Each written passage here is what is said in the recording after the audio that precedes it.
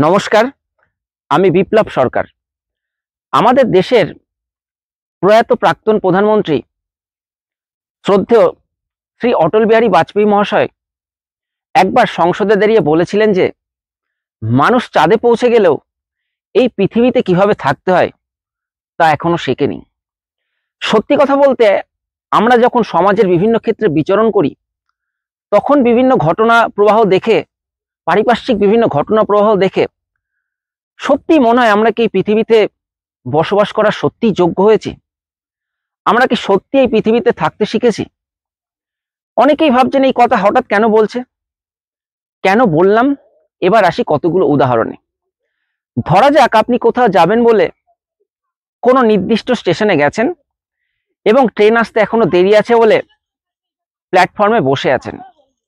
দেখবেন আপনি প্ল্যাটফর্মে বসে আছেন, ঠিক সেখান দিয়ে আপনার সামনে দিয়ে কিছুজন যাচ্ছে, তার মধ্যে একজন হট করে দেখবেন প্ল্যাটফর্মে থুতু ফেলবে। তারপর ধরা যাক আপনি কিছুক্ষণ বসার পর আপনার কোনো কারণে বাথরুম পেয়েছে, আপনি বাথরুম গেলেন, ওই স্টেশনের পাবলিক টয়লেটে গেলেন। দেখবেন সেই বাথরুম বা টয়লেটের যে অবস্থা, দেখবেন আপনার গা গিনগিন করবে। অর্থাৎ আপনার আমার বাড়ির মতোই কোনো বাড়ির কোনো সন্তান বা কোনো ছেলে বা কোনো মেয়ে ওই বাথরুমটার অবস্থা ওরকম করে রেখেছে। আবার কিছুজনকে এমন পাবেন, কিছু একটা খেয়ে ডাস্টবিন থাকা সত্ত্বেও সেই প্লাস্টিকটা প্ল্যাটফর্মে ফেলে দেবে।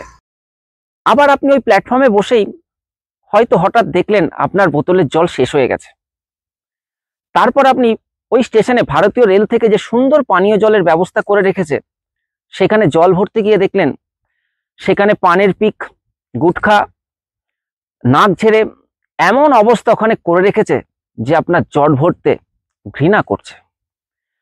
আমি কৃষ্ণনগর স্টেশনে এই দৃশ্যও দেখেছি যে ট্রেন দাঁড়িয়ে থাকা অবস্থায় দুটো বগির মাঝে যে ফাঁকা থাকে, যে গ্যাপটা থাকে, সেখানে ভদ্র পোশাক পরে একজন মানুষ টয়লেট করছেন। একবার ভাবুন। আবার বহুদিন আগে আমি যখন একবার শিয়ালদা থেকে ভাগীরথী এক্সপ্রেসে করে কৃষ্ণনগর আসছিলাম, সেই ট্রেনে বসে আমি কিছু লোককে মদ্যপান পর্যন্ত করতে দেখেছি। এছাড়া বিড়ি সিগারেট খাওয়ার ঘটনা তো ট্রেনে আপনারা রোজই দেখে থাকেন। অথচ ট্রেনে কিন্তু কঠোরভাবে লেখা রয়েছে যে ধূমপান করা নিষিদ্ধ। এটা তো গেল রেল স্টেশনের কথা। এবার ধরা যাক আপনি নির্দিষ্ট কোনো বাস স্ট্যান্ডে গেলেন, তার কারণ বাস ধরে আপনি কোথাও যাবেন। দেখবেন সেই বাস স্ট্যান্ডে সরকারের তরফ থেকেই খুব সুন্দর একটা যাত্রী প্রতীক্ষালয় রয়েছে। আপনি হয়তো ভাবলেন যে বাস এখনো দেরি আছে, আমি প্রতীক্ষালয়ে একটুখানি গিয়ে বসি। সেই প্রতীক্ষালয়ের ভেতরে গিয়ে আপনি দেখবেন সেই প্রতীক্ষালয়ে এমন অবস্থা যে সেখানে কোনো ভদ্র মানুষের পক্ষে বসা সম্ভব নয়। এমনকি সেই প্রতীক্ষালয়ে অনেকে পটি পর্যন্ত করে রাখে, বিড়ি সিগারেট মদের বোতল আরো কত কি। অথচ এই প্রতীক্ষালয়টা যখন হয়েছিল, মোজাইক করে মার্বেল দিয়ে খুব সুন্দর করে রং করে প্রতীক্ষালয়টা কিন্তু বানানো হয়েছিল। এমনকি এমনও ঘটনা ঘটে অনেক সময় যে প্রতীক্ষালয় থেকে চেয়ারটা পর্যন্ত চুরি হয়ে গেছে। ভাবুন একবার।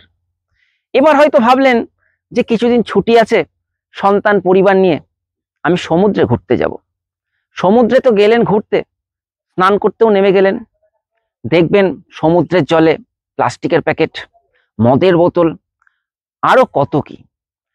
তারপর অনেকে তো আছে সমুদ্রের জলে স্নান করতে করতে, দীর্ঘক্ষণ স্নান করতে করতে টয়লেট পর্যন্ত করেন, এবং সে কথা আবার সগর্বে পরবর্তীকালে বন্ধুদের সঙ্গে শেয়ার পর্যন্ত করে থাকেন।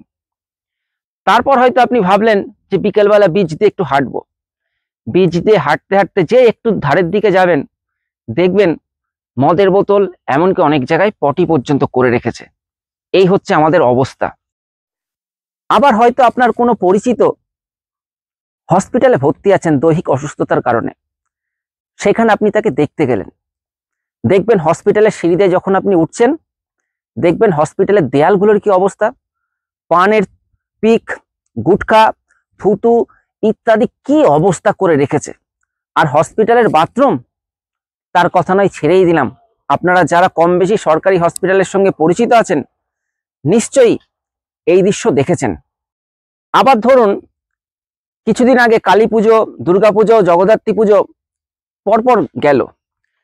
সেই পুজোতেই কিছু মানুষ, আমি মানুষ বলতে রাজি নই, কিছু অসভ্য তাদের কুকুরের গায়ে বাজি বা বোম ছুটতে দেখেছি।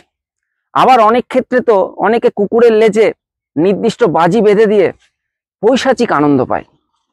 এই একই রকম অত্যাচার কুকুরদের ওপর দোল পূর্ণিমা বা হোলির দিনও হয়ে থাকে।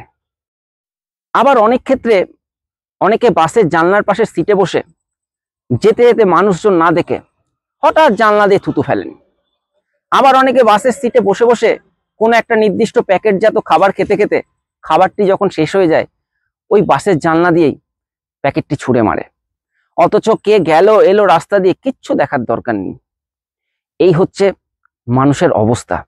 আবার এই রাস্তায় যখন কোনো দুর্ঘটনা ঘটে তখন বহু মানুষ সেখানে জড়ো হয়ে সেই যারা দুর্ঘটনার শিকার তাদের উদ্ধার করার পরিবর্তে ভিডিও করতে শুরু করে। এই হচ্ছে বর্তমান সমাজের মানুষের অবস্থা। আমি তো মাত্র সামান্য কয়েকটি উদাহরণ দিলাম, এরকম হাজার হাজার উদাহরণ দেয়া যায় যা কিন্তু প্রতিনিয়ত সমাজের বিভিন্ন প্রান্তে ঘটে চলেছে। তাই এই সব ঘটনা প্রবাহ দেখে শেষে একটা কথাই বলবো, আমাদের প্রয়াত শ্রদ্ধেয় প্রাক্তন প্রধানমন্ত্রী কথাটি বোধহয় একদম ভুল বলেননি। সত্যি মানুষ চাঁদে পৌঁছে গেলেও এই পৃথিবীতে কি করে বসবাস করতে হয় তা বোধহয় মানুষ সত্যিই শেখেনি।